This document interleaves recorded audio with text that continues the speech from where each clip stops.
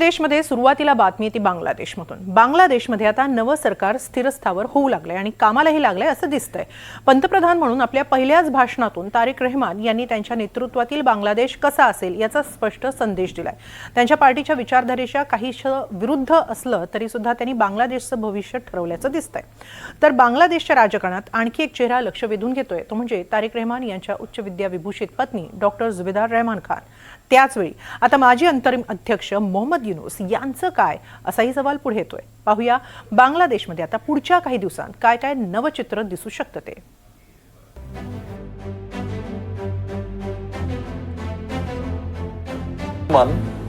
हा देश हिंदू, मुस्लिम, बौद्ध, ख्रिश्चन या सगळ्यांचा आहे।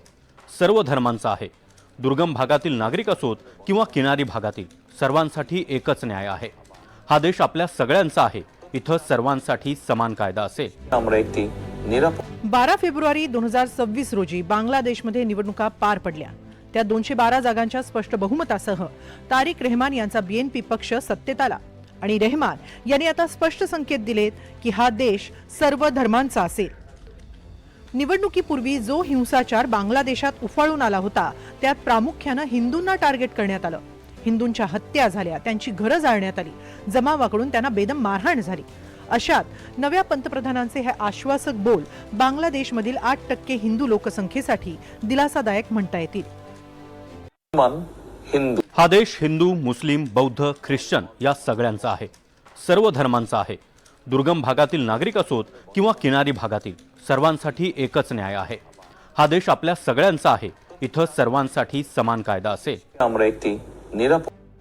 रहमान यांच्या या वक्तव्यानं काहीसं आश्चर्य वाटलं, कारण त्यांचा पक्ष बीएनपी याची विचारधारा ही मुस्लिम धर्मधार्जिणी आहे। समाजात इस्लामच्या भूमिकेचं समर्थन करणं आणि धार्मिक विचारसरणीशी सुसंगत राहणं यावर बीएनपीचं राजकारण फिरत राहिले। त्यामुळेच अनेकदा जमाते इस्लामी या कट्टरपंथी पक्षाशी त्यांनी जुळवूनही घेतलंय। मात्र त्याचवेळी बांगलादेशातील धार्मिक आणि बहुसांस्कृतिक पैलूंना प्राधान्य देणारी राष्ट्रवादाची व्याख्याही पक्षाला अभिप्रेत होती। आता खुद्द पक्षाचे प्रमुख आणि देशाचे पंतप्रधान तारिक रहमान यांनीच सर्व धर्मांना समान न्यायाची भाषा केली आहे। शिवाय त्यांनी आपल्या मंत्रिमंडळात 2 हिंदू मंत्र्यांना देखील स्थान दिलंय। त्यामुळे बांगलादेश पुन्हा ट्रॅकवर येतोय का, म्हणजेच अवामी लीगच्या सेक्युलर धोरणांना पाठिंबा देतोय का असा प्रश्न उपस्थित होतोय। कट्टर आणि जहाल जमाते इस्लामी या पक्षाला बाजूला सारून बांगलादेशच्या जनतेनं बांगलादेश नॅशनल पार्टीच्या तारिक रहमान यांना प्रधानमंत्रीपदी बसवलेलं आहे। तारिक रहमान हे जाणतात की बांगलादेशची जनता ही एक प्रकारे सर्वसमावेशक सरकार, त्याचबरोबर विकासाच्या रस्त्यावर चालणाऱ्या सरकारला पाठिंबा देणार आहे। आणि त्याच अनुषंगानं तारिक रहमान यांचं हे विधान की बांगलादेश हा हिंदू, मुस्लिम, ख्रिश्चन या सर्वांचाच आहे, हे विशेष महत्वाचं आहे। आता खरोखरच हा फक्त बोलण्यासाठीचा भाग त्या ठिकाणी आहे का, येणाऱ्या काळामध्ये बांगलादेशमध्ये अल्पसंख्याकांवरचे हल्ले कमी होतात हे पाहणं अत्यंत आवश्यक आहे। अलीकडच्याच निवडणुकांमध्ये बीएनपीला अवामी लीगच्या हिंदू मतदारांचाही पाठिंबा मिळाला। या निवडणुकीत अवामी लीग अनुपस्थित होता, याचाच फायदा बीएनपीला झाला। त्यामुळे आपल्या हिंदू मतदारांना निराश न करण्याची भूमिका रहमान यांनी घेतली असावी। दरम्यान केवळ वक्तव्यातूनच नव्हे तर आपल्या कृतीतूनही रहमान यांनी देशाला आणखी एक संदेश दिलाय। रहमान हे देशाला संबोधित करत असतानाच त्यांच्या मागे पक्षचिन्ह किंवा पक्षाच्या इतर कोणत्याही नेत्याचे फोटो ठेवण्यात आले नव्हते। अगदी अलीकडेच निधन झालेल्या त्यांच्या आई आणि देशाच्या माजी पंतप्रधान खालिदा जिया यांचाही फोटो लावण्यात आला नव्हता। तर रहमान हे इतर कोणतेही प्रोटोकॉल पाळताना दिसत नाही। विशेषतः त्यांच्या गाड्यांचा ताफा मार्गक्रमण करत असताना कोणताही फौजफाटा दिसलेला नाही। खरं तर हे आश्चर्यकारक म्हणावं लागेल, कारण बांगलादेशमध्ये नेत्यांवरील हल्ल्यांचा जुना इतिहास पाहता त्यांची सुरक्षा सर्वोच्च ठेवावी लागते। खुद्द रहमान यांचे वडील माजी राष्ट्रपती जियाउर रहमान यांचीही हत्या झाली होती। 18 महिन्यांपूर्वी बांगलादेशमध्ये झालेलं आंदोलन हे तिथल्या भ्रष्टाचाराविरुद्ध, त्याचबरोबर व्हीआयपी कल्चर विरुद्ध होतं। तारिक रहमान हे जाणतात, म्हणूनच या व्हीआयपी कल्चरला बगल देऊन ते अत्यंत साधेपणानं आपलं जीवन त्या ठिकाणी व्यतीत करताना दिसतात। ट्रॅफिक मधून जाताना कुठलाही बडेजाव नाही किंवा कुठलेही स्पेशल प्रिव्हिलेजेस प्रधानमंत्री त्या ठिकाणी घेताना दिसत नाहीयेत। आणि या अनुषंगानं ते सरळ सरळ तिथल्या जनतेला एक प्रकारे मेसेज देत आहेत की मी तुमच्यापैकीच एक आहे। या नव्या बांगलादेशची सुरुवात आपल्याला त्या ठिकाणी करायची आहे आणि त्या अनुषंगानं आता व्हीआयपी कल्चरला बाजूला सारून हे सरकार त्या ठिकाणी काम करणार आहे। एक प्रकारे मेसेजिंग देण्याचा प्रयत्न तारिक रहमान यांच्या या कृतीतून होताना आपल्याला दिसून येतोय। दरम्यान तारिक रहमान यांची जितकी चर्चा होतीये तितकीच चर्चा त्यांच्या उच्च विद्याविभूषित पत्नी डॉक्टर जुबेदा रहमान खान यांचीही होतीये. तसंच त्यांची मुलगी बॅरिस्टर झैनम यांचीही चर्चा होतीये. 2008 मध्ये जेव्हा तारिक यांनी देश सोडला तेव्हापासून ते आजवर डॉक्टर जुबेदा त्यांच्यासह सावलीसारख्या वावरल्या.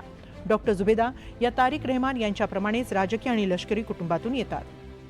डॉक्टर जुबेदा यांचा जन्म 18 जून 1972 रोजी बांगलादेशच्या सिलहटमधील लष्करी कुटुंबात झाला. त्यांचे वडील बांगलादेशच्या नौदलाचे प्रमुख होते. रिअर ॲडमिरल मेहबूब अली खान हे जियाउर रहमान यांच्या काळात मंत्रीही होते.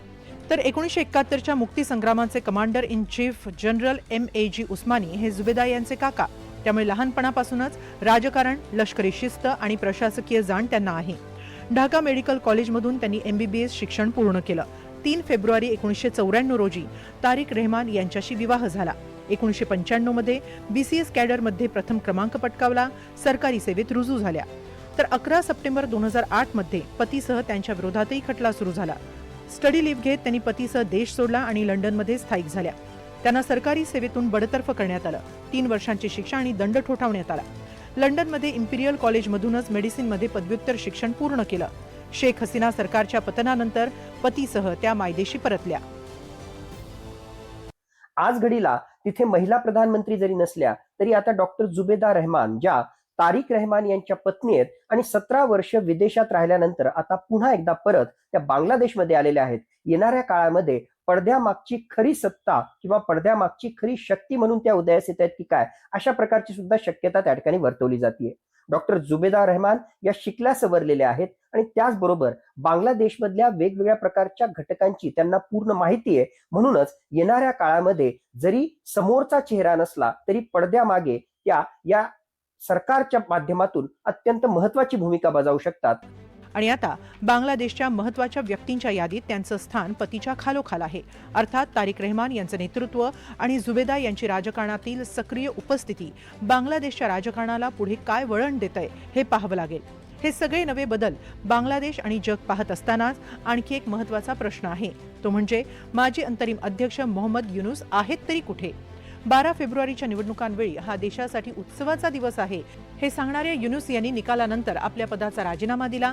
सूत्र तारिक रहमान यांच्याकडे सोपवली आणि त्यांनी देश सोडल्याच्या चर्चाही रंगू लागल्या.